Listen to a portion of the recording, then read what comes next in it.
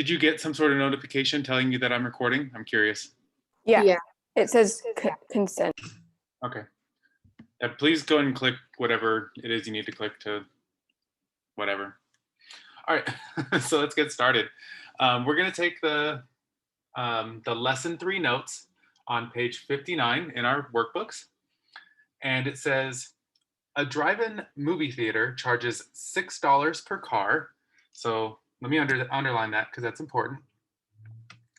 Plus a fee for each person in the car. And notice they're not telling us how much that fee is. And so that's probably going to be our unknown. So I'm going to just make note of that.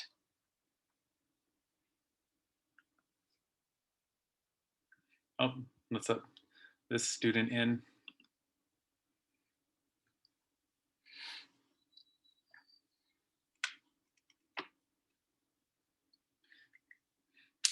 Hey, student who just arrived, I don't want to say your name on this recording. Just so you're aware, I'm recording right now so that other students can take these notes later. And I want you to grab your math workbook and open it to page 59 and take these notes too, please. All right, so we just got started. You didn't miss much. So from there, it says, a family of 3 came in one car and paid $22.50 total. Okay, so I noticed that it says $22.50 total.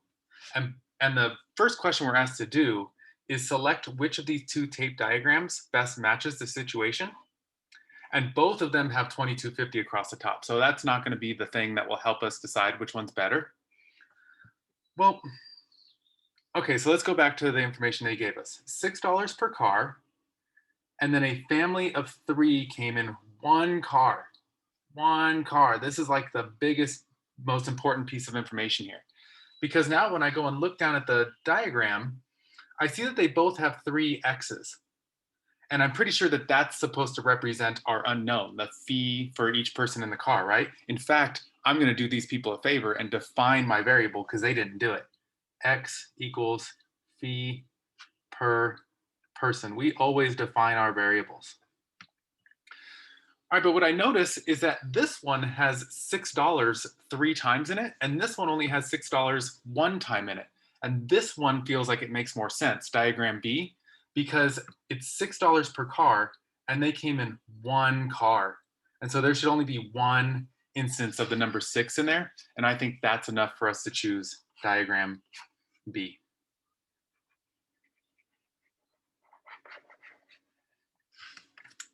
All right, and so number 2 says, write an equation to represent this situation. Let me get this just where I want it. Well, we were doing this in class yesterday. This is no big deal, right? We just look at the diagram and we add up the pieces. It's an X, an X, an X plus 6 equals $22.50. X plus X plus X plus 6 equals $22.50. But remember, we don't like having these equations where there's like multiple of the same variable. We call these like terms. And so we're going to add them up using that thing we learned called combining like terms, which I will abbreviate as CLT. We are going to combine like terms. And remember, when you have just the letter, you're supposed to remember there's like an invisible 1 in front of each one. So this is 1x, 1x, 1x. When you combine those all together, you get 3x plus 6. And so, oops, I forgot to finish my equation, equals $22.50. All right, now the next question is, how much was the fee for each family member? In other words, what is X, right? Because X is representing the fee for each family member. So this is a way of asking us to solve our equation, which, to be honest, isn't a skill that I'm really needing you to know just yet. Like, I wish these notes were a little later in the book, but let's go ahead and do it. I'm not going to explain every single thing about it as we go, but you should copy it exactly the way I write it so that later on, when we have really learned this stuff and you have to take a quiz or a test on this, you will have a nice, well-written, perfect example of how to do it right in this area, because this is where I'm going to do it, over here where it says my notes. So if you don't 100% understand everything I'm doing right now at this point, that's okay. Don't worry about it. Copy it for the sake of having a nice example. We'll get there. So I'm going to rewrite the equation, 3x plus 6 equals 2250. It's important that you copy this exactly the way I'm writing it, because when it comes to learning how to solve equations like this, solving it and getting the right answer is half the battle. Writing it properly is the other half, and it is an expectation that you're writing this properly. So my goal is to change this equation so that at the end it just says x equals the solution. Solution is what we call the answer. And we do that through this process called isolating the variable. To isolate something means to get it by itself, right? I want the equation to just say x equals some stuff, x by itself. And I do that using inverse operations. I don't want to have this plus 6 here with my x. And so I'm going to do the opposite. I'm going to subtract 6, because if you have a positive 6 and a negative 6, they're going to combine and make a 0. And that's my goal. But with equations, they act like a balancing scale. They have to stay even and fair on both sides. If I subtract 6 from this side, that's going to make this side like lighter, and it's going to go up, and this other side's going to go down. The scale's going to be out of balance, right? So anything we do to one side of the equal sign, we have to do to the other side. This is called a property of equality. I call it a solving step, same thing. And now we rewrite a new equation that comes from what we just decided to do. Now we have 3x, right? We didn't do anything to 3x. The 6 that I put there can't combine with 3x. They're not like terms, so nothing really happened to 3x. But plus 6 and negative 6, they combine and make a 0. So what I have is 3x plus 0 equals 2250 minus 6 is 1650. I wrote this plus 0 here so you could very clearly see that the goal of me subtracting 6 was to make a 0, but in the future, I won't even bother writing that, right? There's not really much of a point having a plus 0 there. Now I'm one step closer to having x all by itself, which is my goal. Well, here I see that I have 3 times x. I don't want to know what 3 times x is. I want to know what x by itself is. So I use the inverse operation. I'm going to divide by 3 to get rid of this multiplication of 3. But equations are a balancing act. If I do it to one side of the scale, I have to do it to the other side.